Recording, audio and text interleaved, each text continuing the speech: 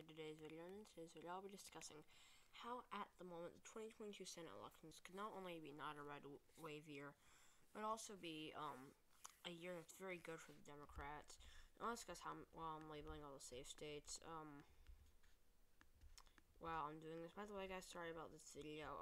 By the time it's out it'll probably be pretty late, so I apologize for that. And when I'm labeling this, Missouri and Indiana could both be likely, and Alaska's probably going to be likely, but I'm going to label them all safe, just for the practicality of this video. So at this point, there are essentially 8 swing states. Added a swing state category. So there are essentially 8 swing states. Now I'll be going through each one and discussing how this could be very good for Democrats. So, first off, in a lot of these states, electoral trends are in their favor. Nevada, Arizona, Georgia, North Carolina, Pennsylvania. Electoral trends are all in their favor in all these states. But we also have to remember that at the moment, Joe Biden's approval rating is very high. He has it's a net approval rating, and his approval rating, unless it changed recently, is above 50. He's doing fairly well in office, keeping to his promises, not doing anything that's very divisive as of late. So he's been doing a fairly strong job. His high approval rating may just be a honeymoon effect. We're a little less than a month out from his inauguration, so like I said, could be a honeymoon effect. We'll have to see if this trend continues or if his approval rating starts to sink after a while of him being in office. But so right now, if his approval rating is high, this most likely won't be a red wave here. Now, Arizona and Nevada, the electoral trends are in Democrats' favor in Arizona, and past election trends and just general information tell us that Nevada will probably be a lean state. Nevada's not really shifting in any way. But Catherine Cortez Masto is the incumbent who won by lean margins. She'll probably win again by lean margins. In Arizona, electoral trends are in the favor of the Democrats. The state's going to continue to shift to the left. Mark Kelly won by 2.4. He'll probably come out of the state with a 3-4% margin of victory. So it's Joe Biden's popular. We could see 4% margin of victory in Nevada and 4 or 5% margins of victory in Arizona. So those are those 2 states. Next up is the state of Georgia. Raphael Warnock won by 2%. Electoral trends are in their favor, very similar to Arizona. If Joe Biden stays popular, this could benefit them.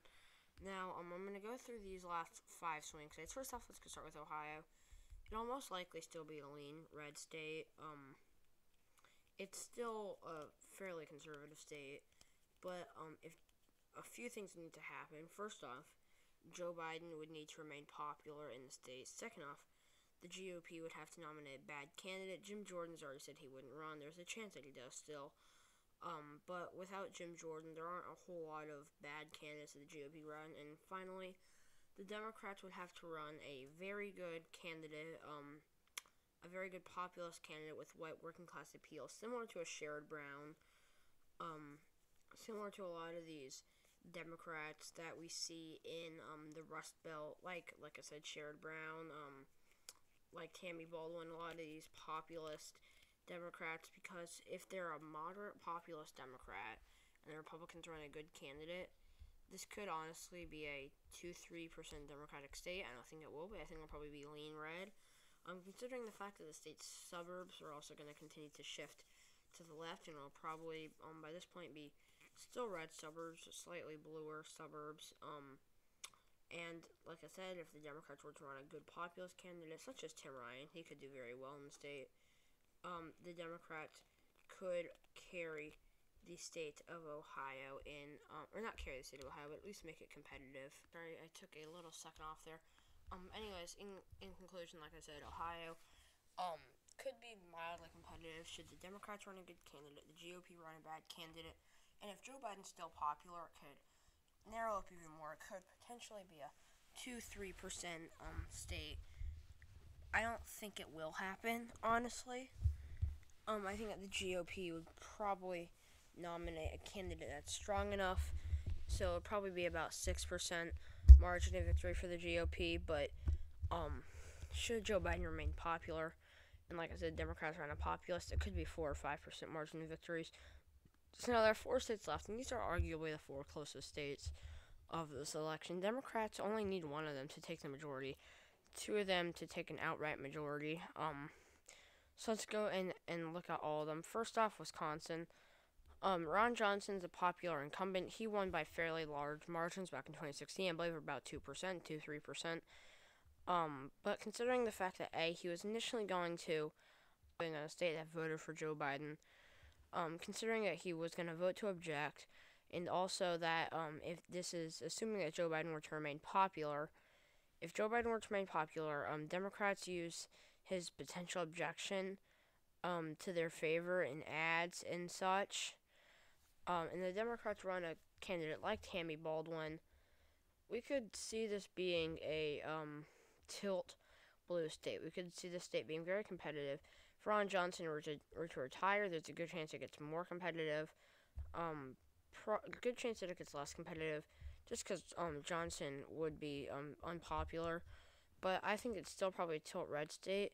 However, if the suburbs are able to continue to shift and Biden is able to remain popular, it could very easily be a tilt Democratic state. So we're just going to label it tilt Republican. For this just to be showing, or I guess proving my point. Now there are 3 remaining states. First off, let's go talk about Pennsylvania. So Lieutenant Governor John Fetterman has announced his presidential bid. This state voted for Joe Biden by 1.2%, and its suburbs are still red. Its suburbs continue to shift, and considering the fact that Fetterman is a popular lieutenant governor, I think that the state will almost certainly vote for Lieutenant Governor John Fetterman. Now the margins are debatable. It could be competitive. It could be within 1%. It could also be a 2-3% margin of victory. We could really see a lot happening in Pennsylvania, but I think that actually he already has announced he'll run John Fetterman. If he were to run the Democratic primary, which he almost certainly will, he'll probably win the state. And if Joe Biden still remains popular, this state could be a 3% Democratic state. And now there are 2 states left, North Carolina and New Hampshire. Democrats only need one of them to take an outright majority at this point. So, as we go and we look at all of them, first off, let's go look at New Hampshire. This would only be competitive if Chris Sununu were to run, which he's more likely not to run, honestly. I think that him running, he hasn't announced his candidacy, but it's more or less a done deal. So Sununu almost certainly going to run in New Hampshire.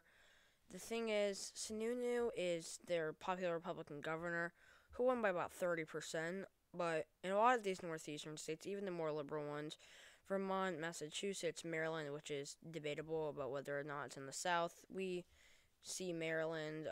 I've seen it as both in the Northeast and the South. That's not really something I'm gonna talk about whether or not Maryland's in the South or the Northeast. There are probably videos on that somewhere, but Maryland, Massachusetts, Vermont, they all have Republican governors. A lot of these northeastern states like to elect Republican governors. Now, none of these governors, or most of these governors at least, wouldn't be able to win in a Senate race. Now, they could do very well just because they're popular governors, but Larry Hogan, should he have decided to run for Senate instead of governor, was the Senate seat even up that year? I do not know if it was. But should he have decided to, if there was a seat, or should he have decided to wait and then run, he probably would have lost. It's just that they're now popular incumbents that they even have a chance at winning, and that's why Sununu has a chance at winning, especially considering the fact that it's a competitive state. And Hassan actually barely won in the state. She won by a little over 1,000 votes. Now, she was not the incumbent, but she did win by a little over 1,000 votes. So let's even give this state to the GOP. Assuming, even with Biden being popular and Hassan being the incumbent, that it's not enough to beat Sununu. Now, there's one state remaining, the state of North Carolina. Now, this state has an open seat, incoming Richard Burr is retiring, and there are a lot of possibilities. There's a possibility that Roy Cooper runs, their popular governor. I think if he were to run, it would also be tilt blue. I think that if we're going to give New Hampshire to Sununu, we would have to give North Carolina. Cooper, I actually think there's a better chance that Cooper wins in North Carolina than Sununu does in New Hampshire. Now, we don't know that Chris Sununu, or that Roy Cooper will run in North Carolina, so we don't really know about that yet. However, the suburbs in the state are still red. They're continuing to shift to the left. In the next 2 years, they could honestly shift a lot and flip the state. And now, here's the thing. I can see Democrats losing Wisconsin and New Hampshire. I can see them losing Wisconsin and North Carolina. And I can see them losing North Carolina and New Hampshire. What I can't see them losing, or I could maybe see it in a really good year for the Republicans. I can't see them losing North Carolina, New Hampshire, and Wisconsin. Maybe if the Republicans do very, very well, Joe Biden is unapproved of. But if he's approved of, I don't necessarily see all three of these states voting red. Now, like I said, it is a possibility. It could still happen. It would be very difficult, though. I don't know that it would happen. So we really don't know. But even with those three states voting red, even with them losing in those states, them losing in Ohio, they still would win the Senate. They would still have the majority because of Vice President Kamala Harris breaking the tie. And at this point, Democrats are definitely favored to win in 2022. So yeah, thank you guys so much for watching this video. Please like this video, or don't forget to like and subscribe. Stay tuned for my next video, and I will see you all there. Bye!